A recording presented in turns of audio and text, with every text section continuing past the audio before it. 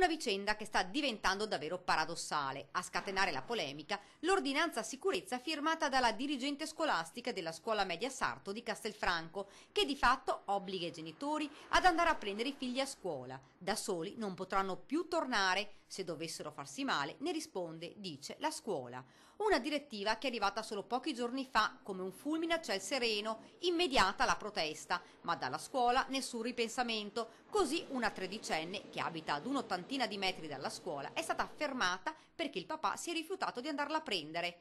Tanto che la dirigente ieri ha allertato anche i carabinieri. Le ragioni del genitore sono chiare. Oggi di fatto non c'è nessun controllo. È tutto qui il discorso. Quindi equità. Devo venirla a prendere e devo delegare qualcuno. Mi devi dire con chi è andata a casa mia figlia. Può venire a casa da sola come fa dalla quarta elementare e come credo abbiano fatto tutti i bambini. E a quel punto va bene. Fra l'altro nemmeno oggi questo papà è andato a prendere la figlia, ma d'incanto è tornata a casa da sola. Sì, di fatto è tornata a casa da sola più volte. Ma oggi la scuola l'ha chiamata.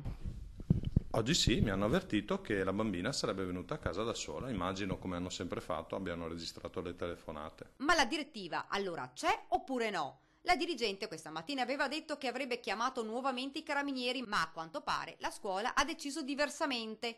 Poi la battuta ironica del papà al ministro dell'istruzione, Valeria Fedeli. Ma la ministro Fedeli non ha detto che possiamo delegare i nonni? Sì, i nonni della Fedeli sono disponibili, possono andare a prendere mia figlia, li delego volentieri. Non intende tornare indietro e non andrà a prendere a scuola la figlia. Alla nostra domanda, se la scuola dovesse chiamare ancora i carabinieri? Ho riparlato con la bambina chiedendo ma se vieni a casa con i carabinieri c'è un problema. La bambina mi ha risposto no, nessuno, di conseguenza vogliono portarla con i carabinieri, mi fanno un piacere soprattutto quando piove.